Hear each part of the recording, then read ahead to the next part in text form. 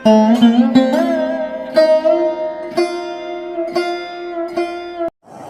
कृष्णा। आज हम बात करेंगे नवंबर 2024 आपका भाग्य, कैरियर, बिजनेस, व्यापार, शिक्षा, प्रेम, स्वास्थ्य, नौकरी, हर एक बात पर हम विस्तार पूर्वक अच्छी तरीके से इस प्रोग्राम में चर्चा करेंगे अपने सिंह राशि के जातकों के लिए कि नवंबर 2024 कैसा रहेगा।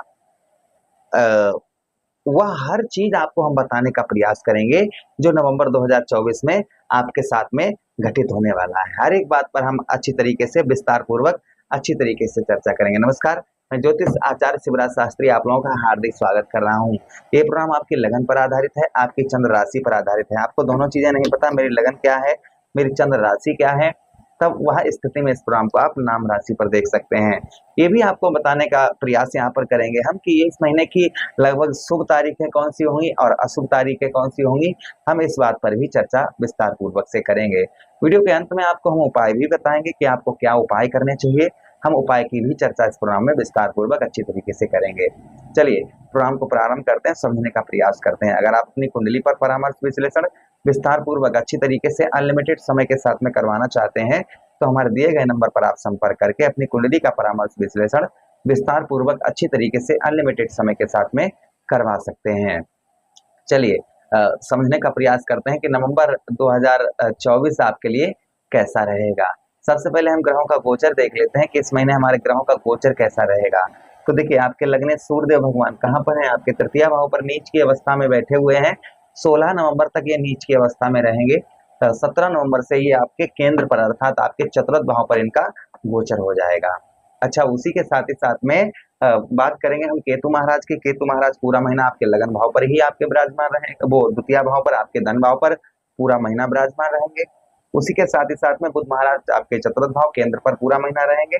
शुक्र का राशि परिवर्तन होगा 7 नवंबर को। 7 नवंबर को शुक्र आपके ठीक चतुर्थ भाव अर्थात केंद्र को छोड़कर आपके पंचम भाव पर प्रवेश कर जाएंगे। शनिदेव महाराज अभी वक्रीय अवस्था में है किंतु 15 नवंबर को ये मार्गीय अवस्था में हो जाएंगे। राहु महाराज आपके अष्टम भाव पर पूरा महीना विद्यमान रहेंगे। उसी के साथ ही साथ में देवगुरु बृहस्पति वक्रीय अवस्था में आपके दसम भाव अर्थात कर्म क्षेत्र पर पूरा महीना विराजमान रहेंगे और मंगल देव आपके व्यय भाव 12वें भाव पर नीच की अवस्था में पूरे महीना विराजमान रहेंगे। तो चलिए प्रोग्राम को प्रारंभ करते हैं, समझने का प्रयास करते हैं कि नवंबर 2024 कैसा रहेगा।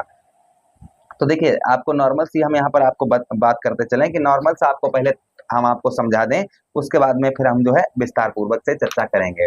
तो देखिए नवंबर 2024 सिंह राशि के लिए कहीं ना कहीं यह आपके लिए जो है काफी ही अच्छा और कुछ चीजों की आपको सावधानी भी आपको बरतनी होगी। यहाँ पर कुछ चीजों की आपको सावधानी बरतने की आवश्यकता रहेगी। फिलहाल में हम हेल्थ की बात करेंगे। आपकी हेल्थ इस महीने भाई आपके लग्नेश जो है वह कहीं ना कहीं इस समय पर नीच की अवस्था में है, इसलिए जो है आपको थोड़ा सा तृतीय भाव पर है तो आपके साहस को बढ़ाएंगे।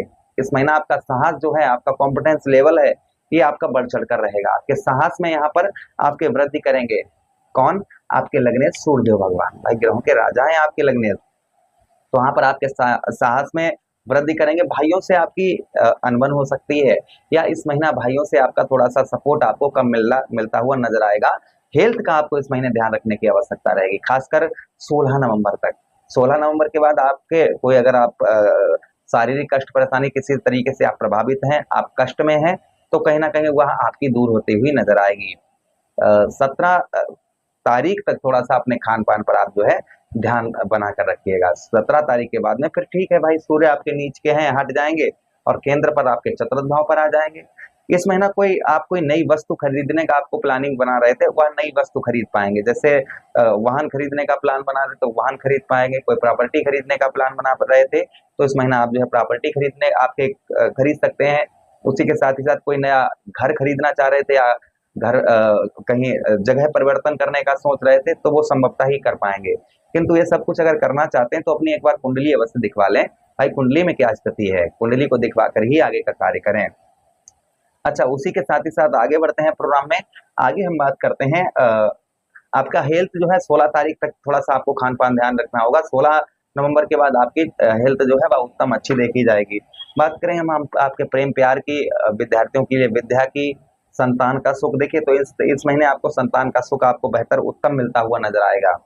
भाई वक्री गुरु है, नवम भाव का भी फल दे रहे हैं आपको, तो संतान का सुख आपको मिलता हुआ नजर आएगा। बुद्धि से आप अपने बहुत सारे कार्य इस महीने आप सिद्ध कर पाएंगे, अपने कार्य पूरे कर पाएंगे आप थोड़ी सी अपनी बुद्धि लगाने से। लव लाइफ भी ठीक दिख रही है, लव लाइफ में कोई चेंजेस देखने को नहीं मिलेंगे, जैसा चल रहा था वैसा ही चलता हुआ नजर आएगा। कुछ सुधार के चांसेस यहाँ पर इस महीने लव लाइफ में बढ़ रहे हैं। संतान का आपको अच्छा खासा सुख प्राप्त होगा। विद्यार्थियों का जो पढ़ाई में मन नहीं लग रहा था या मार्ग से भटक रहे थे, तो पढ़ाई में अच्छा विद्यार्थियों का मन लगता हुआ नजर आएगा। परिवार में थोड़ा सा कलह होने की इस महीने संभावना बढ़ रही है, परिवार में थोड़ा लड़ाई झगड़े का या कलह होने की संभावना है, इसलिए थोड़ा सा सावधानी बरतें और परिवार में जो है किसी भी प्रकार का लड़ाई झगड़ा ये कुछ ना करें और अपनी वाणी पर नियंत्रण बनाकर रखें। इस महीना अपनी वाणी पर आपको जो है गुस्से पर और वाणी पर नियंत्रण बनाकर रखना होगा। कोई भी आप जो है कहीं भी लड़ाई झगड़ा हो रहा हो या किसी से भी आपको लड़ाई झगड़ा करना आपके लिए फलदायक नहीं रहेगा। कहीं भी अगर लड़ाई झगड़ा हो रहा है तो आप वहां पर ना जाइएगा, किसी से लड़ाई झगड़ा ना कीजिएगा, इस चीज का बहुत ज्यादा आप जो है ध्यान रखिएगा। भाई ये आप ध्यान रखेंगे तो आपके लिए काफी अच्छा देखा जाएगा। और आप जो है किसी से अगर लड़ाई झगड़ा करेंगे, कुछ भी करेंगे, तो यह आपके लिए ठीक नहीं रहेगा। भाई मंगल आपके व्याभाव पर बैठे हैं नीच की अवस्था में, इसलिए हम इस बात को दोहराने का प्रयास कर रहे हैं।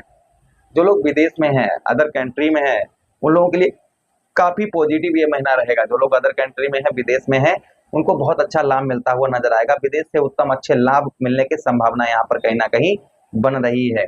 विदेश से आपको भरपूर उत्तम लाभ देखने को आपको इस महीना मिलेगा। विदेश में अगर आप हैं तो सैलरी बढ़ सकती है या फिर आपका प्रमोशन हो सकता है, ये संभावना कहीं ना कहीं हमारे सिंह राशि के जातकों के लिए बन रही है।